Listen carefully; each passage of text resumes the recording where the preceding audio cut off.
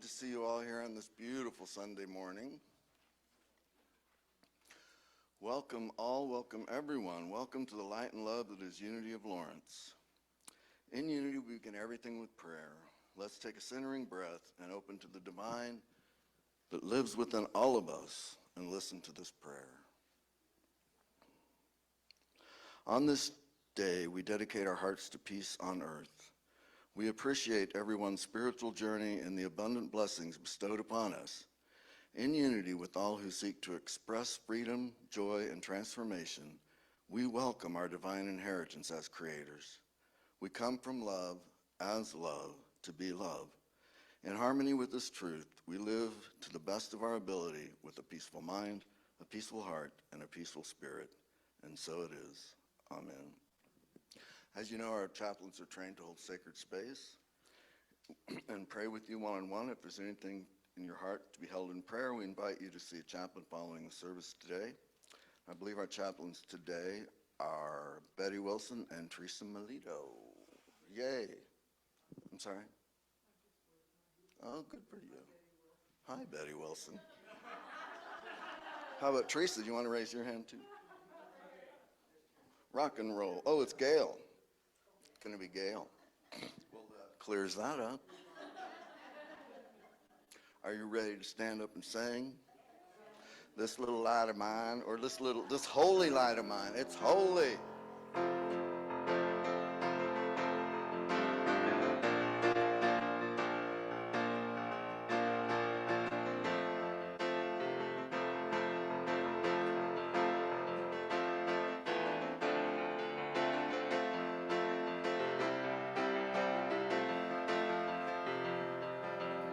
This holy light of mine, I'm gonna let it shine.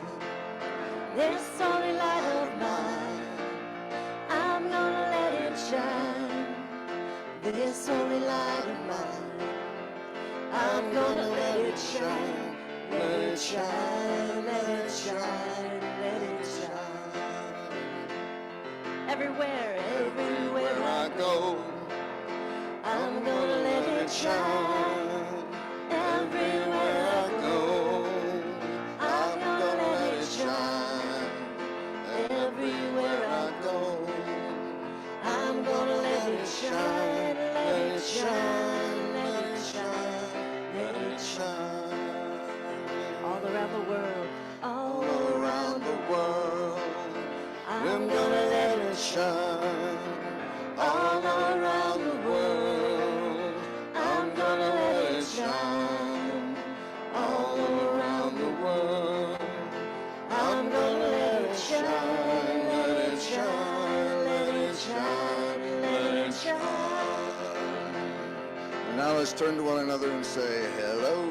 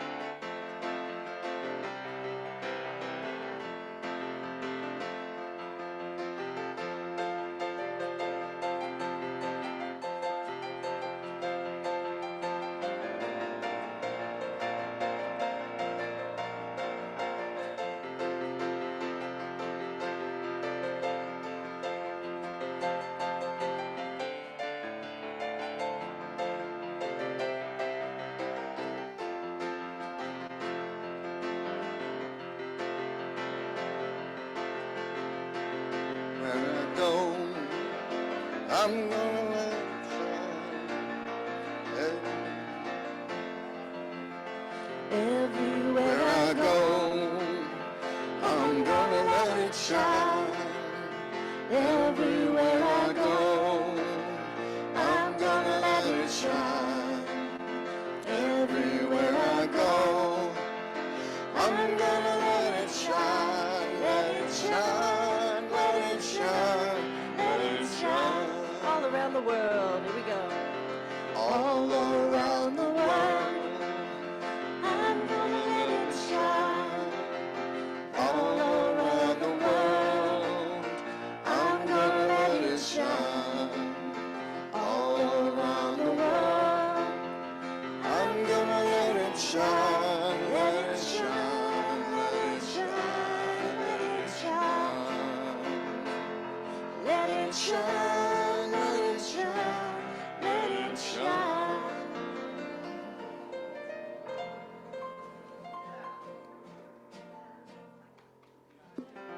Woo! Rock. Thank you so very much. Now it's time for our unity intentions. Please affirm with me unity's founding principle. Together, there is only one presence and one power in the universe and in my life, God, the source of all good. And now our Unity of Lawrence vision statement. Together, united in divine love and joy, we celebrate a peaceful and abundant world for all. And now our Unity of Lawrence mission statement. Together, we are a thriving spiritual community, sharing love, building bridges, and inspiring transformation.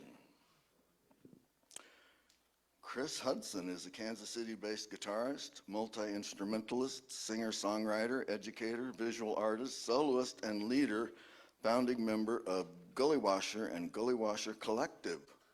Welcome, Chris.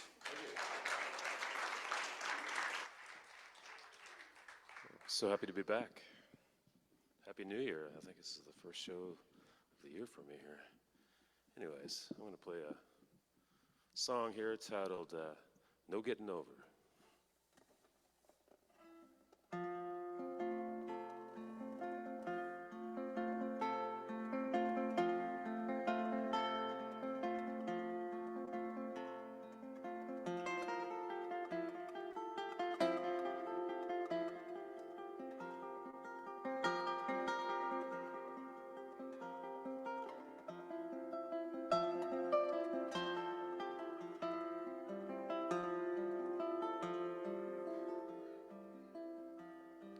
First snow early autumn,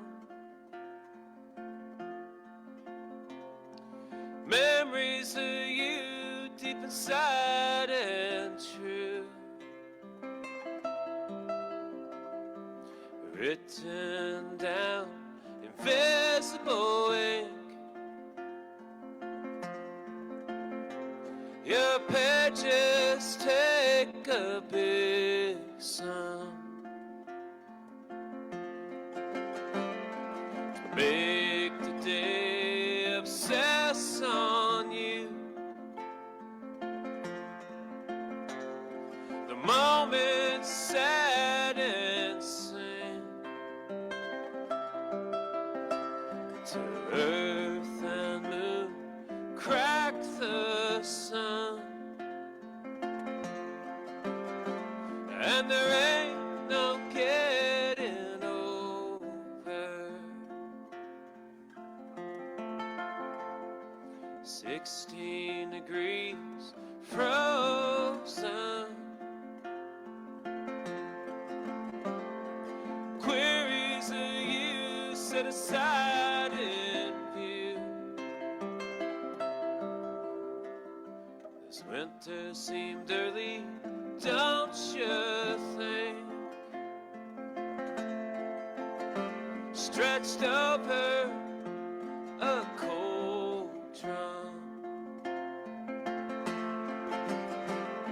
to make westward eyes blue.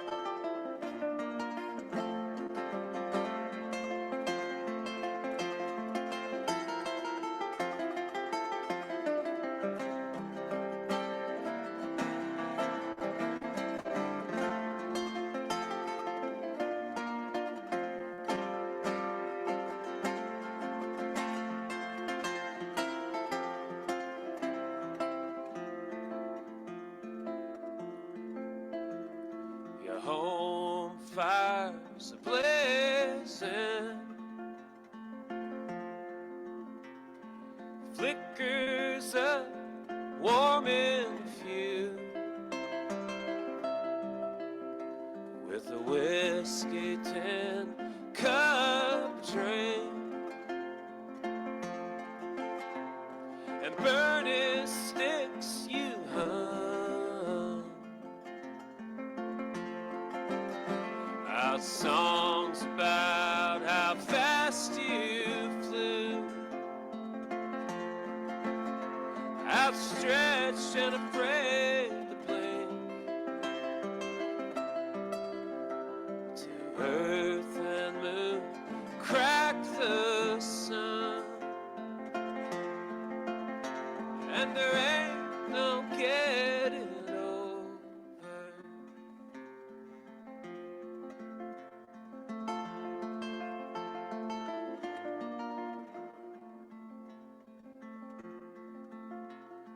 White cover quilted on your overlook valley view, nothing's come, but something's to bring. This cannot be undone. We all know it to be true, while skating this thin ice rink, to earth and moon crack the sun, and there ain't no getting over. First snow early autumn.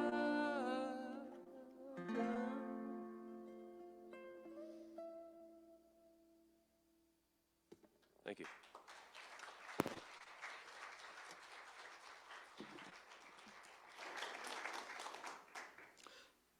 Thank you, Chris. Please welcome Jay Pryor for a special announcement. Oh, sorry. Nope, you're scheduled right there. I can do scheduled. Hey, everybody. Good morning. How many of you came from Unity, like you came from a different tradition before this were raised? How many of you had a tradition where you had a tradition of following Lent, the Lenten season? Right, so I was raised Catholic, so Lent was a big deal, right? And when you're Catholic, you give it up for the whole time, not Sunday. You can't cheat on Sundays when you're Catholic, so you got to give up stuff for Lent the whole time. So I wanted to talk to you about the fact that Lent starts on Wednesday. And one of my favorite things about Unity is that it helped me cross a bridge a little bit to still honor some of the Christian/Catholic traditions that I grew up with, like Advent and Lent. And for me, I like the traditional stuff. So I really love Unity's take on the Easter season and on Lent. And I wanted to invite you, especially if this calls to you, to pick up one of these bulletins. It's 40 days. This one's called 40 Days of Letting Go.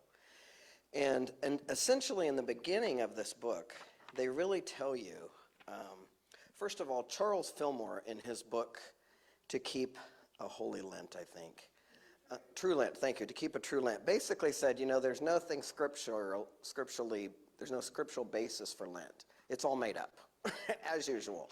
It's all made up. And there's tons of places where there's a 40 days of reflection, 40 days of, thinking about things and pondering things. So to build in your year 40 days of this kind of contemplation is really powerful. And so for me, that's how I look at Lent. And then in this booklet, they talk to you about, in the beginning, about how we view Lent from a Unity perspective.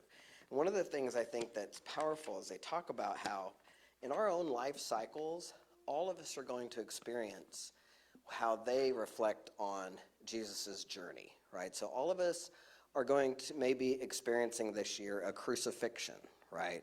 That's something so painful, it just feels like we can't get through it. Some of us may have experienced a loss, like Mary experienced, some deep grief, right? There's all these things throughout our lives that are part of our journey. The life journey really reflects this, where we have to go inside and have some tomb time to reflect and really decide for ourselves to be reborn again. And so the Unity take on, the resurrection is you are the light that is being resurrected, right? It's your resurrection. And for me, I like to look at Lent like this is a great opportunity for me to get rid of stuff that doesn't serve me. And just, it gives me an opportunity to be like, so what could if I was going to reflect for the next 40 days, and if I was going to be stepping into like my greatest, best self, what I might want to release and let go. And this booklet is just a great opportunity to have that. So we just wanted to make sure that you knew that we had these. They're in the back. And that if this is something that calls to you, that these are a great little tool for you to use during Lent. I think that's it. Okay, cool. Thank you, Jay. Cheryl Miller is a life coach, wellness strategist, and Unity enthusiast. Since Cheryl retired, she has been joyfully serving people at the Fairchild Wellness Retreat in Overbrook, where she teaches yoga, senior fitness, and a variety of other wellness and well-being classes. Cheryl often hosts Unity retreats and overnight guests in her wellness center and Bohemian Bunkhouse. Welcome, Cheryl.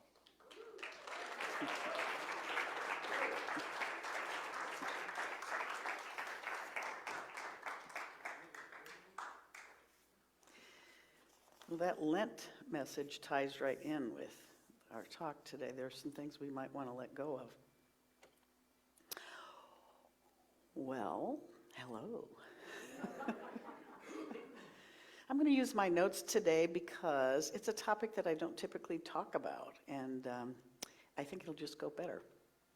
But I want to start with how I decided how I decided that I want to show up today, because I think it's really important for us to choose how we want to show up in life. We want to show up in different ways.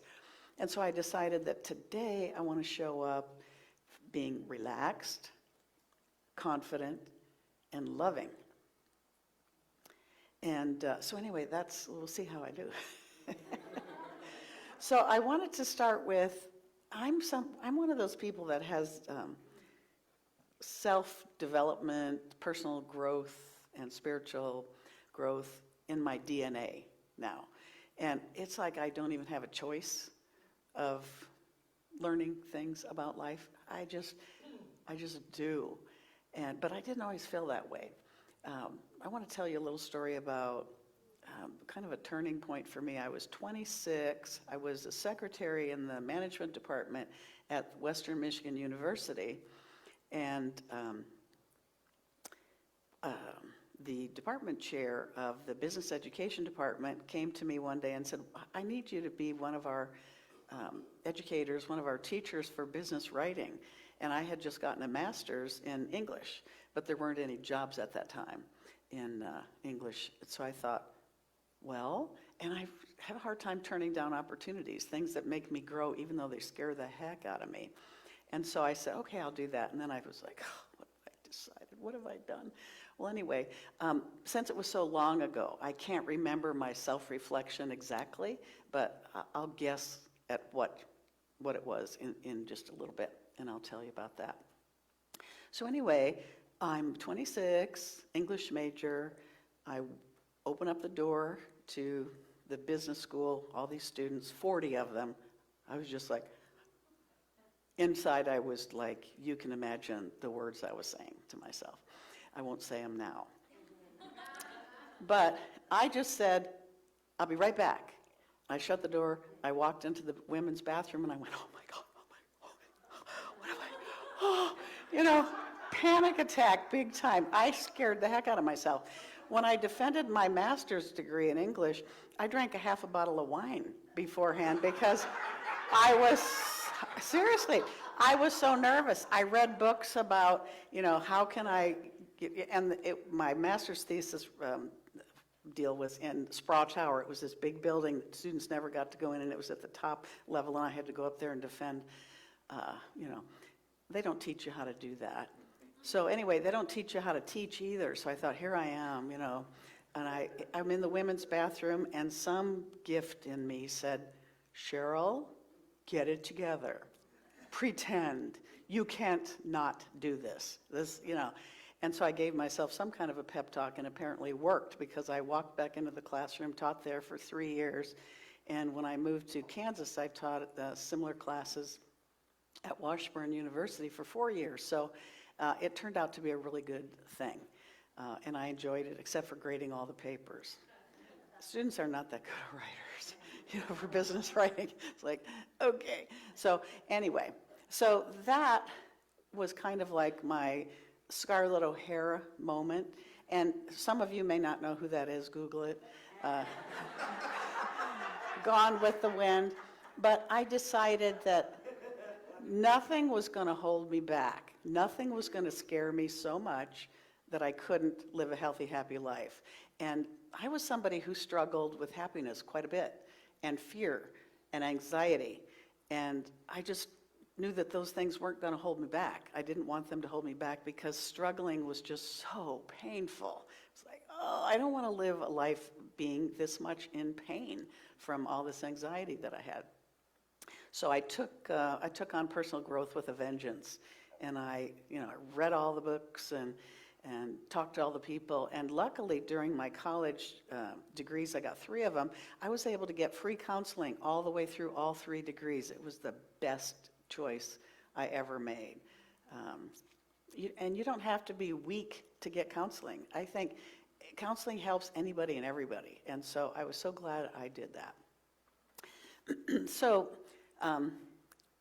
one other thing that I can't help myself keep from doing, is self-reflecting. I self-reflect all the time. Like I decided, how am I going to show up today? I self-reflected. I went into silence for about a minute, and boom, these 3 words came to me, how I was going to show up. And I was like, thank you. It's so nice when you get those messages from that smart part of you, that divine part of you. And so that's the gift of self-reflection. A lot of people think it's really scary to self-reflect. When I go inside, what am I going to find? It's going to be horrible, terrible. I'm going to hate myself.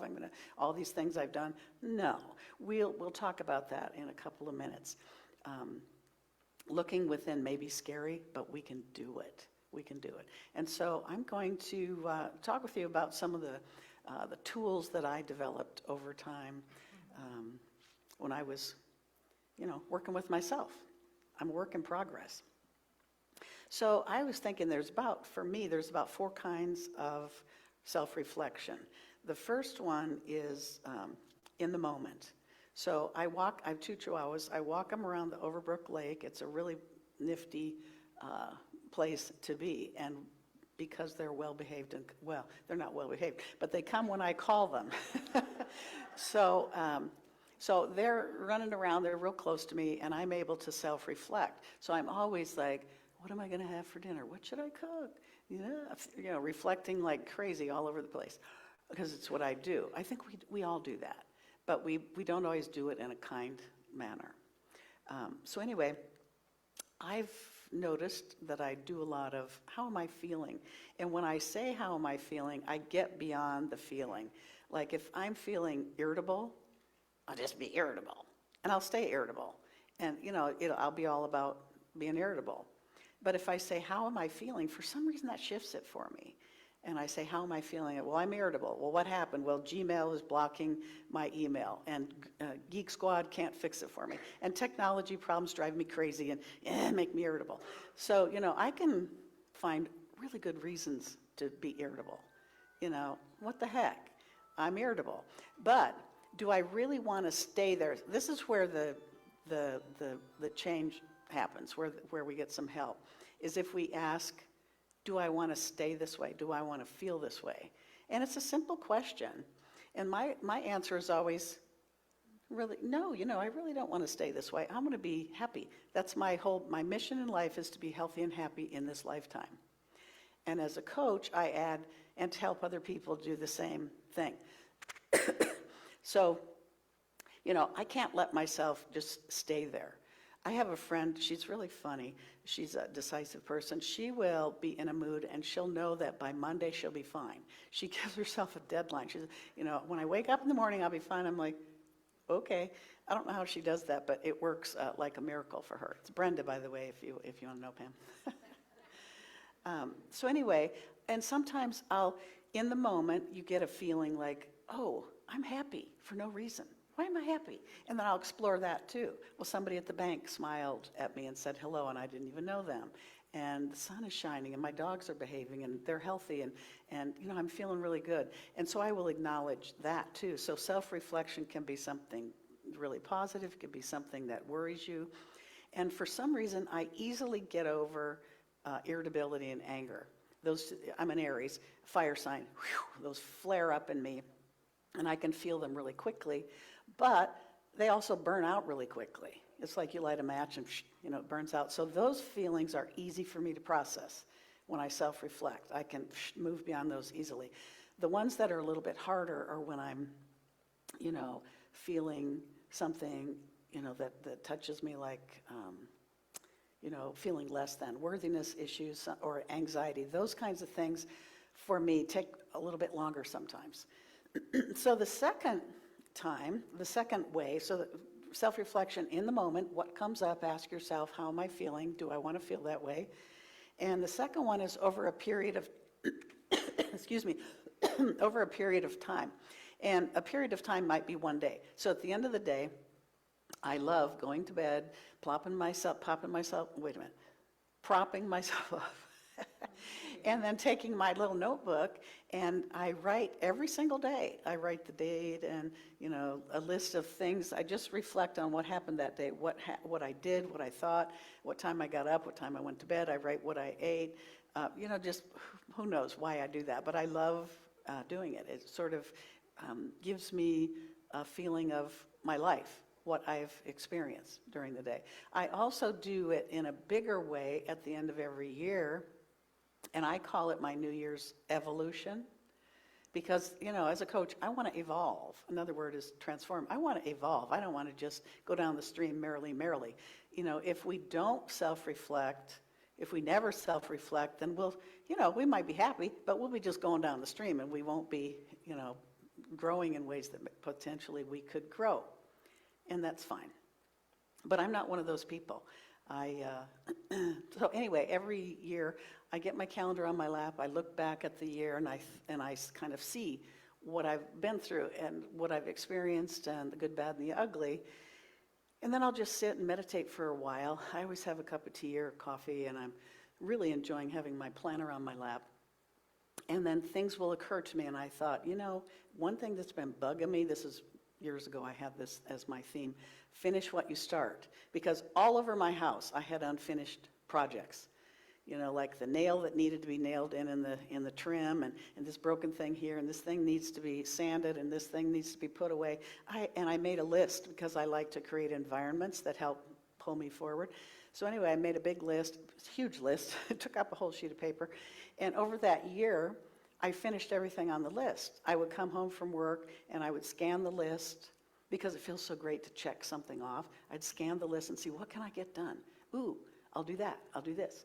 And so instead of me saying I am not a finisher, because I'm somebody who loves to start things and less enthusiastic about finishing them, but I decided that I wanted to be a finisher because that's part of the joy of life.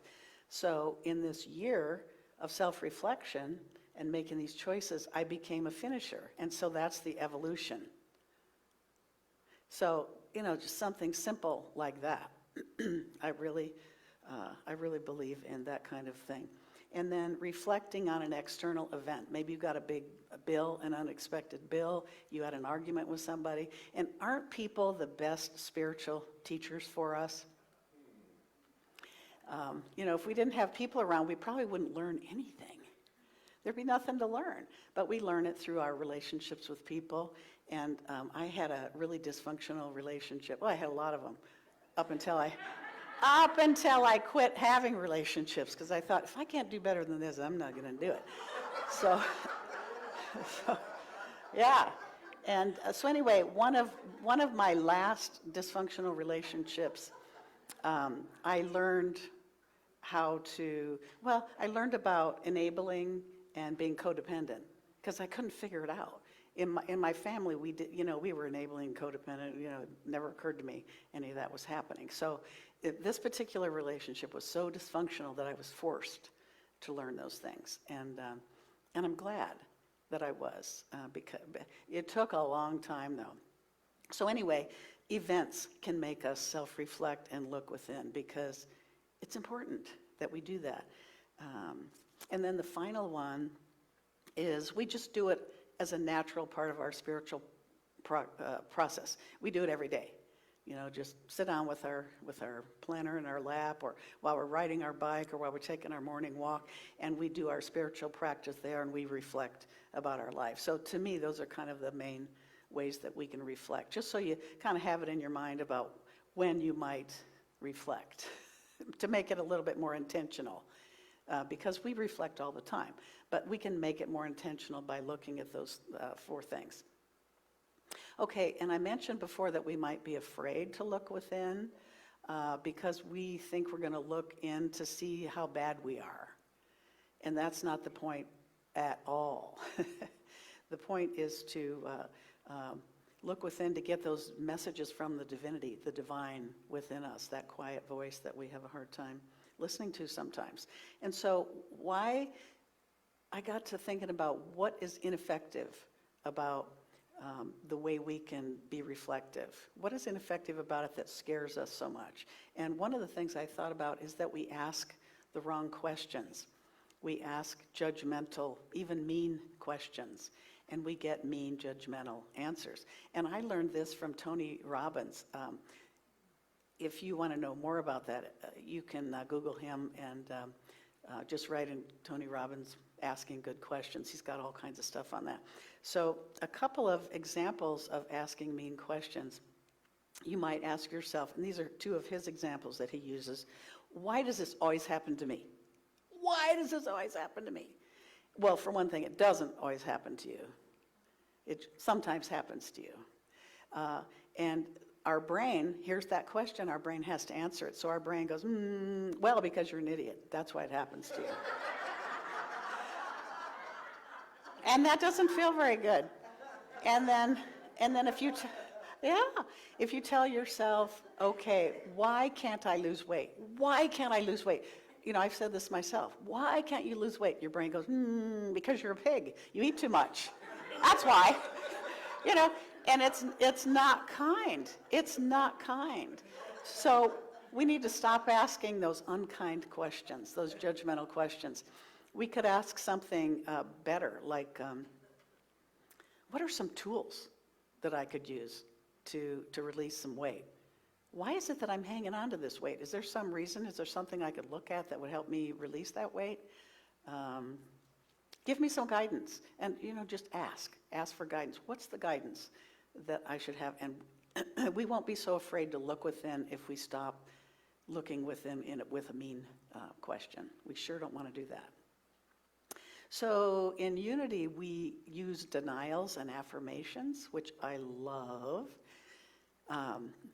Denials it's a misunderstood term. So denials is we deny that this thing has power over us. Like if we worry, if we're anxious, if we're less than, we deny that feeling has any power over us. It does not have power over us, so we deny that. And then we affirm something else. You may not be able to affirm 100%. Sometimes I don't know, in Unity, I think sometimes we go too far out with some of our affirmations and we can't believe them. I can't maybe believe that, I don't know. Well, let's just not even go there. I can't even think of one. So let's step up to our affirmations. Like, let's say somebody has to lose a lot of weight, or they want to lose a lot of weight, and they can't imagine being the perfect weight. You know, if they say, I affirm that I weigh 125 pounds, well, bullshit. I can't imagine that. So what we do is we say an affirmation that we truly believe in. We say, I'm enjoying learning more about eating healthy. I'm enjoying this journey that I'm on. Learning about self-discipline and self-control and eating less sugar. You know, I really love sugar, but I'm finding that I don't need to eat it as often as I thought. And we affirm those kinds of things that we can really, truly believe as we're on this journey. So don't fall for the pie-in-the-sky affirmations if they don't fit you. And you'll find that your affirmations can get stronger and stronger, and I can affirm. You know, maybe I will affirm I can lose 10 pounds easily. I can do that. And then eventually you reach your goal. So you can get there without going straight to the pie in the sky. Okay, so back to the questions, judgmental questions. I wanted to kind of, it's been a long time since I was 26 and I was teaching that class, but you can imagine the kinds of questions I was asking myself, like, why did I agree to this? How stupid could I be? Why do I always do this, get myself in trouble? I'm an English major. How can I teach business writing? What is business writing? I don't even know what it is. You know, do I have to drink a half a bottle of wine before every class that I teach? Like what? You know, so those are the disempowering questions that scare you. You know, you look within, you ask those questions, you go, oh, you know, that would scare anybody. So we don't want to do that. We want to say, okay, this is kind of scary, you know, to be teaching these classes. I've not been trained. What can I do about that? What can I do? And I would teach myself, well, hold something in your hand. Show something on the screen, so they'll look at the screen and they won't look at you. I had all kinds of clever things that I was doing. So there is a way out of that. And then ruminating is another way that we can self-reflect that's ineffective. Ruminate. Just go over the same thing. Same thing, same thing, same thing.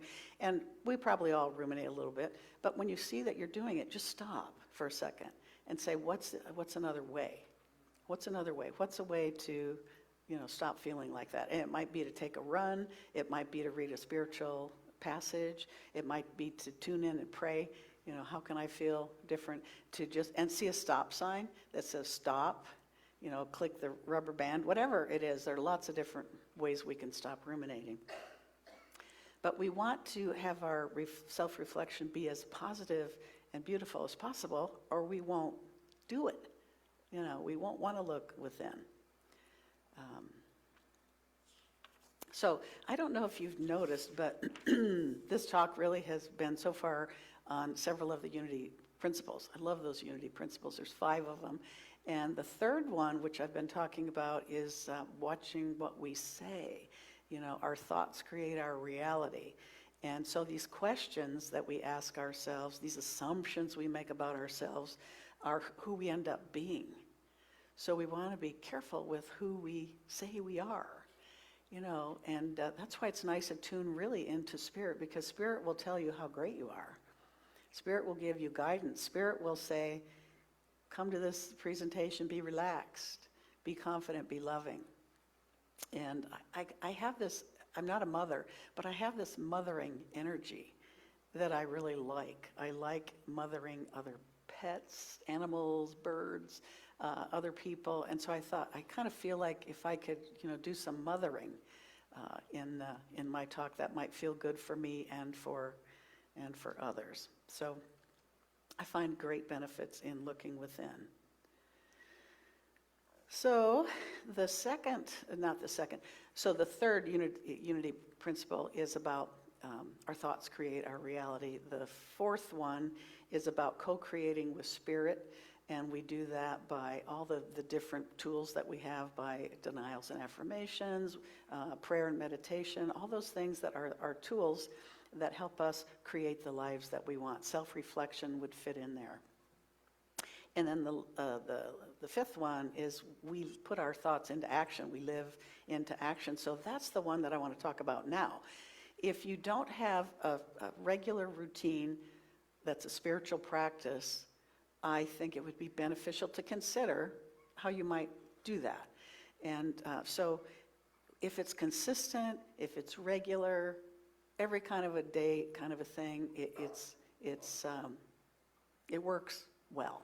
If we do it every now and again, then we forget about it, it doesn't happen. So I want to give you 4 points that you might consider in creating your environment. Because, if we don't create our environments, they're created for us. So we really need to create our environments, and we can create loving, wonderful environments because we're creating it. We can create what we want. So in your environment, you might want to take a look at your beliefs and thoughts and write that in a journal. Just keep it in mind. We find ourselves saying things like, well, I'm just getting older. Everybody in my family has diabetes, so I'm probably next. Everybody in my family's overweight, so, that's my destiny too. That's, so we can't lose weight. And then somebody might say, I'm really not happy, but I don't know what to do about it. I don't know how to do it. And they stick with that, I don't know how, I don't know how, I don't know how. Well, we need to get over that, I don't know how, and find a way. We've got Google, for heaven's sake. We've got YouTube. We've got friends, we've got family. We can figure out how. We can definitely do that. So you might want to spend a little bit of time looking at your beliefs and thoughts and see if there are any that you want to tweak, see if there are any that you want to weed out and upgrade. So that'll give you something to do in your spiritual time, because you may think, like I used to think, well, I'm going to sit here, what am I going to do? Well, that's one thing you can do. Another thing you can do is go deeper using a resource. And I like this resource. It's a year of self-reflection. So if you're somebody that really doesn't know what to do in your spiritual practice, this might really help you. It's, as you can see, you're reflecting in very small ways. You don't have to read much. You don't have to write much. It's pretty simple. And the titles, the topics of things that they talk about in this book are things like choosing happiness, loving kindness, growth mindset, life vision, making a difference, home space, breathing strategies. So I will leave this, I'll take this with me and I'll leave it up there so you can kind of take a look at it and see if it's something that you might like. Prompts to help you look within and self-reflect. Because that's really one of the best ways for us to grow, is by looking within. Become aware. Who am I? Well, I don't know. Well, look within. You'll figure it out. And then getting help, going deeper. Getting help, we have so many ways that we can get help. We can talk with a wise friend. Everybody has a wise friend or family member. And if you don't, get one, because it's so beneficial. We also have incredibly trained Unity chaplains. And if you've never spoken with one of them, make a point to sit up here or sit over here. You can celebrate with them. It doesn't have to be a deep, dark, sad thing. You can celebrate with them. They've been trained to pray affirmatively with you using the language that you like to use when you connect with Spirit. And it's a beautiful thing. And plus, it's beautiful for them too. When they get a chance to pray with somebody, they're like, I'm high on it. This feels great. I love it. So take advantage of that. Speak with a counselor or a life coach. We have an audience full of life coaches out there. You might benefit from hooking up with one of those. And then create the environment, like I said, create your environment to make it a pleasant place for you to tune in spiritually. And so you might want to first, we all know this. You just sit for one thing. You turn down the volume on the busy life. Sometimes we have such busy lives, we do it on purpose, so we don't have to look within. We have all these electronic devices, television, electronic devices. We don't have to tune in. We can keep it noisy all the time. I belong to a thimble club. It's an Overbrook Old Women's Club. It's a do-nothing club that they call it. We just get together and eat. They used to get together and sew, and the kids would be around, and I'd really rather have that environment. But anyway, we do nothing. And I took a poll the other day. Every single one of them, but me and one other person, has to have the TV on all day long. That would drive me insane. I like silence because in silence I figure stuff out, and I'm a figurer. I like, if you can't tell that already, I like to figure things out. I like to hear things. I like to turn the volume down on the busy life because we're all busy, and turn up the volume of that silent voice. That silent voice, needs us to really be gentle and careful and tune in, because otherwise it's like, they don't want to hear me today. But we really do. And so figure out how much time you might spend, like 10 minutes, 5 or 10 minutes in your spiritual practice, and do it in a certain space. And if your spiritual practice is sitting on a cushion, do that. If it's sitting in a comfortable chair, do that. If it's lying on your bed, propped up, do that. If it's taking a bike ride around or running or taking a morning walk, do that, because we can do all of these things in action, in motion. And pair it with something that you're already doing. We're more likely to create a new habit if we pair it with something we're already doing. So if you're sitting there drinking coffee or tea, pair it with that. And then it makes it more likely that you're going to do it. So I want to close with just a little story. Well, here, let me, when I hear a talk or watch a movie, I get to the end and I'm like, where have I been? How did I get there? And so I wanted to just kind of quickly give you a kind of a reminder of how we got here, and a reminder for me too. So we looked at the 4 different ways of self-reflecting in the moment, when something happens, over a period of time, and in a daily spiritual practice. And then we looked at some spiritual laws. And then we looked at how you could effectively check in with yourself, and how you could ineffectively do it by asking the wrong questions. Or not the wrong questions, but mean questions, judgmental questions. And then we looked at how you can create your own spiritual environment so you're more likely to do self-reflection. Okay, so what I want to do now is tell you about this little mirror. I love this mirror. Use it every day, a couple times a day. Check my hair. I've got this spot in the back that, the hair separates. Who doesn't have something like that? Yeah. Ugh. And so anyway, I dropped it one day and it broke, and I was like, oh man, I was so bummed because of the shape of it and it's antique. I just assumed you couldn't probably ever get it fixed. So I never really checked into it. But I kept using it because it was the only mirror I had. And I like it, and I put it, upside down so I could see the good part. And I noticed over time that I'd look in there and I stopped seeing the crack. When we self-reflect, sometimes all we see is the cracked person. That's a metaphor for, what I'm seeing, I'm not sure I like that much. But I got to the point where I don't even see the crack. It doesn't even occur to me. I find that kind of amazing. And the same thing happens when you look within on a regular basis with a loving spirit. You will be amazed at how much you can love yourself. Yeah. Louise Hay talks about mirror work. I love that. You look in the mirror and say, I love you so much. Some people can't do it. It takes some time to work up to, I kind of like you. Every other day I like you. So we are going to have some more music. And then we'll have a little meditation, mirror meditation. So here's the book. I'll bring it up here if anybody wants to see it afterwards.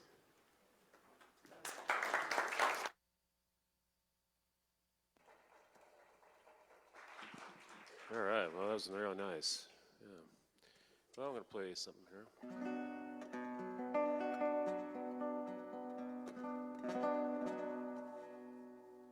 Song titled The Breaks. The coming season slowly changed,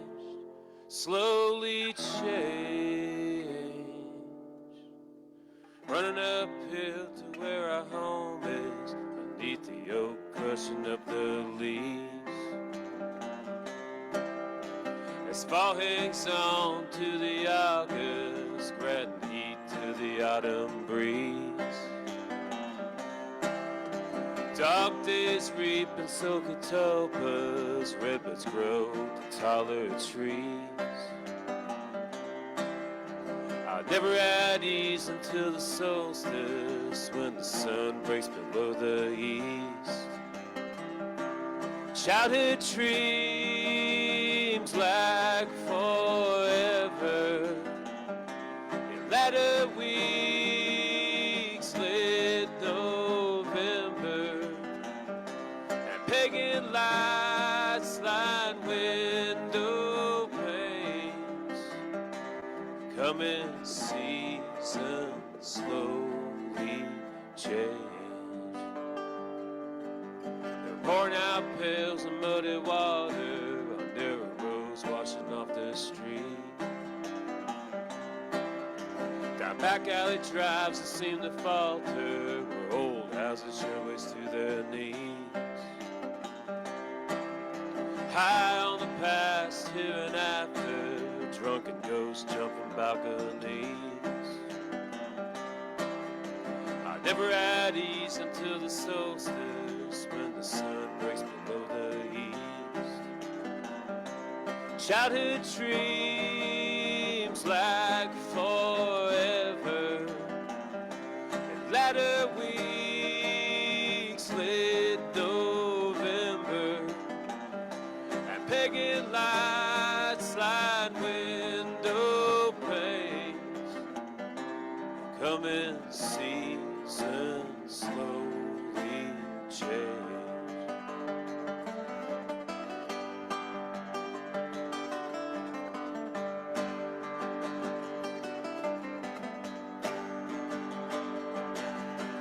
Tying up row of rock together, stack of bricks stacking up debris.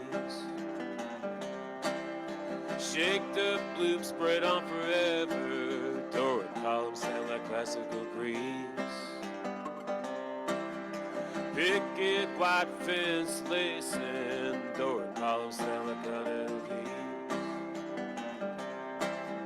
I never had ease until the solstice, when the sun breaks below the east.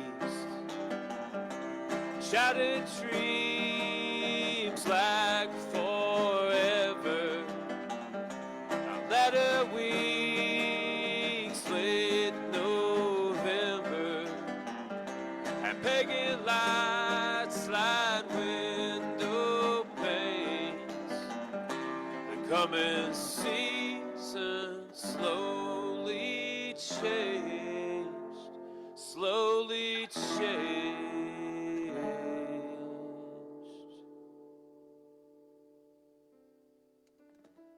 Thank you.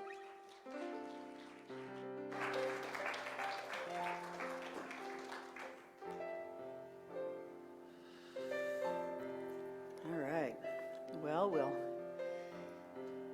feel our bodies sitting in the chair. And as we take a few deep breaths, you might even feel your weight increase, heaviness sitting in the chair. Letting all the muscles relax, wherever you hold tension, let it go.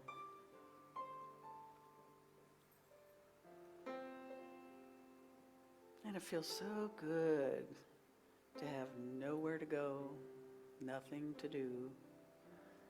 Just sit and turn the volume down on the busy life so that we can turn the volume up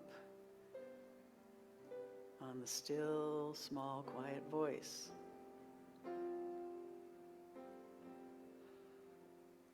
And the longer we sit and relax, the more you might feel a lightness of being.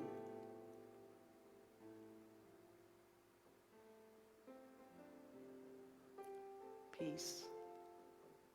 Now imagine yourself picking up a little hand mirror of your own choosing and holding it to your face. And maybe nothing will happen. Maybe you'll just look in the mirror and that'll be that. And that's okay. But maybe you'll hold up that mirror and your little voice will tell you something that you would like to hear. Or maybe you will tell yourself in the mirror something that you would like to hear. Whatever ends up happening is perfect. So take the next few moments in the silence to let that silence speak to you, however it will.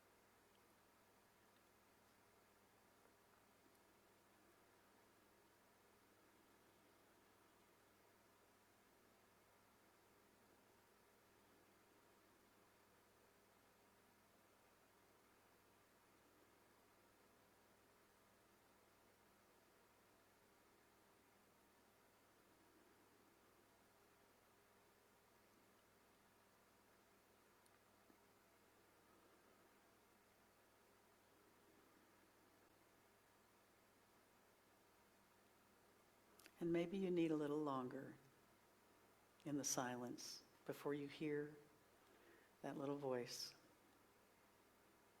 So any day, any time, you can take more time in the silence and listen for that wisdom that is yours, comes from you, is you, of you. It's our wisdom encyclopedia. Gives us what we need when we need it. And we so appreciate it. So when you're ready, you can start wiggling your fingers, your toes. Feel your body in the chair. Feel your eyes opening up. And facing this next moment with hopefully more peace and joy, contentment, whatever came up for you. And we'll have some more music.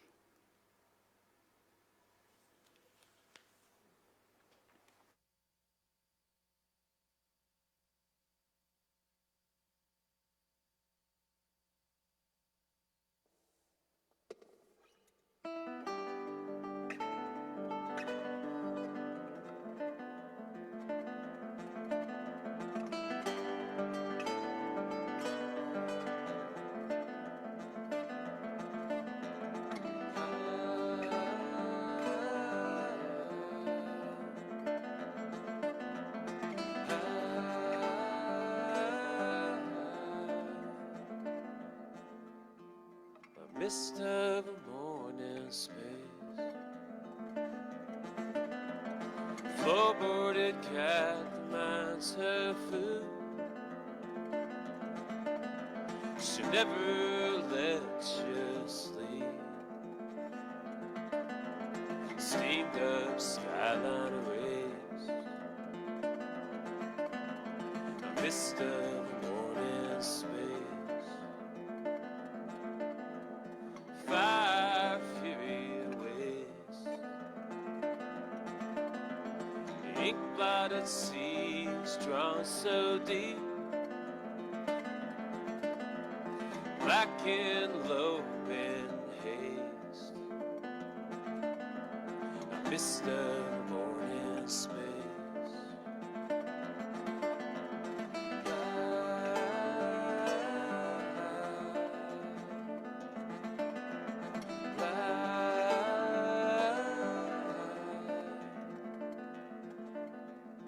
Overcast in place, miles to the east, western gloom, we still point up by faith, a mist of a morning space. Speed locked the day, rain falling dreams waited you. No more words to say, distant morning space.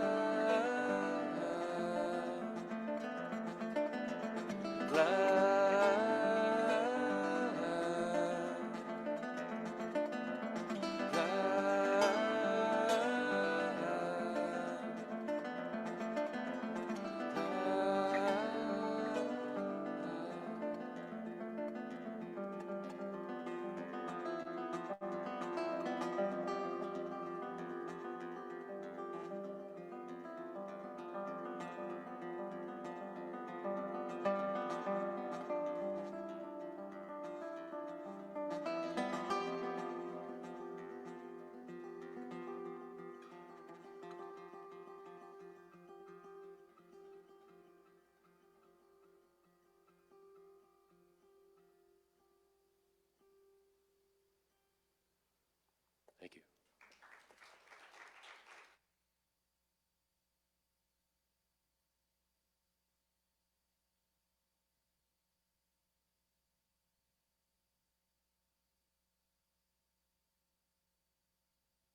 Hello. As our ushers come forward for our time of thanks, I invite you to join me as we hold our gifts to this community in our hands and love in our hearts. Let's affirm together, divine love through me blesses and multiplies all that I have, all that I give, and all that I receive. And so it is. As the love offering is collected, let's join Holly in singing, How Could Anyone Ever Tell You?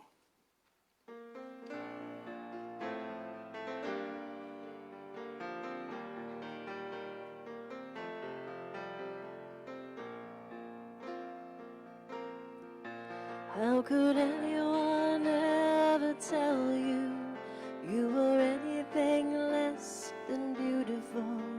How could anyone ever tell you you were less than whole? How could anyone fail to notice that your loving is a miracle? How deeply you're connected to my soul. How deeply you're connected to my soul. Lord, here's our prayer of thanks. Please listen. We are grateful and we bless the flow of good that supports our Unity community. We bless the givers who give their time, talent, and treasure. We stand in the knowing that the flow of good goes forth only to return again and again, and so it is. Amen. Special welcome to our guests today. Thank you for joining us. If you would like more information about the Unity Movement and Unity of Lawrence, pick up a welcome packet in the foyer.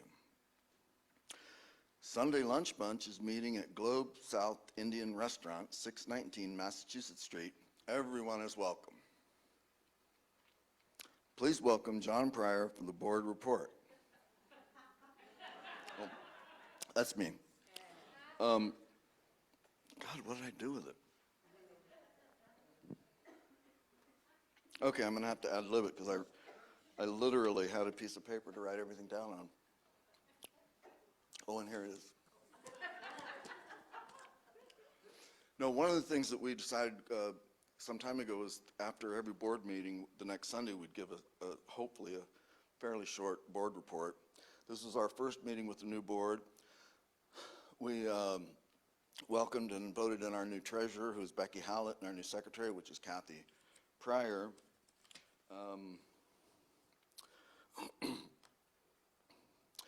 The exciting thing that's happening is that the activities for the next 3 months have been scheduled, and next week we'll have a pamphlet out showing all the things that you can do here at Unity, and there's a lot of fun things to do. We also, of course, looked at our mortgage, and we have our mortgage information posted out on the board, so I won't bore you with it, but we are making great strides in reducing our principal, and yeah, thank you. And finally, The board had some feedbacks from some of our, I was going to say parishioners. We're not parishioners, are we? Congregants. Thank you. The bathrooms downstairs have gotten to be a little disgusting.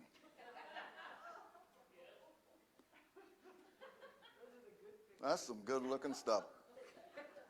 Anyway, I'm sorry. The board decided that we would remodel the bathrooms, and so that's going to be taking place over the next couple of months. Basically, we're hoping it can be done for $2,000 or less, and we'll begin, like I said, as soon as possible. If you'd like to support the project in any way, please call Kathy and let her know in the office. Thank you very much. The TASE service is, I'm sorry? Oh, thank you. I really appreciate that. The Taze service is here Friday, February 24th from 6 to 7 p.m. This is a service of prayer, meditation, and song that is also happening all over the world every day. All are welcome. A brief history of Taze is available in the foyer. DARE, Drop In and Rest, is a volunteer program of Coalition for Homeless Concerns Incorporated throughout the month of February. We will be collecting items needed for their guests. Please bring your donation to the church by next Sunday, February 26th. The list is in the foyer. Thank you for your generosity. Update. For March 4th, join Pushcart Prize nominated poet Diane Silver for a 3-hour workshop exploring the experience and adventure of writing poetry. Using both meditation and writing prompts, this workshop will guide participants through a journey of discovery. Both inexperienced writers and published poets are welcome. Bring writing materials, pen and paper or a laptop or any other device will work. $20 love offering. The workshop will be from 3 to 6 p.m. on March 4th in the Fellowship Hall. St. Patrick's Parade Day is Friday, March 17th at 1 p.m. Unity of Lawrence will have a truck and banner, so we need our folks to ride in the truck and to walk along the parade route giving out candy. If you would like to join us in the fun, please let a board member know. Please join us next Sunday when Stephanie Barton brings us the message, Love Is, and special music with Kristen and Lucy Hamilton. Now it's time to rise and sing the peace song.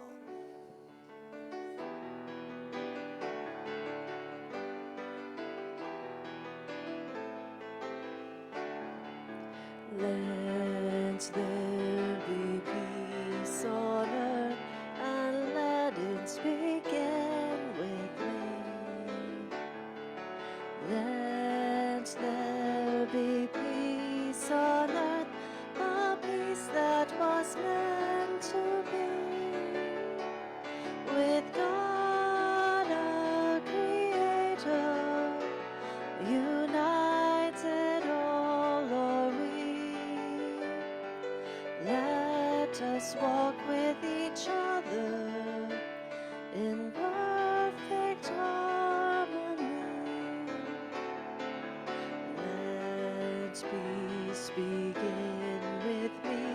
Let this be the moment now. With every step I take, let this be my joyous vow. To take each moment and live each moment peace eternally.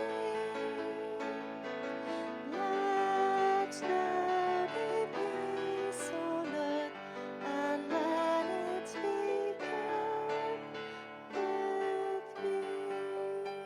For our hands, let's pray the prayer of protection. The light of God surrounds us.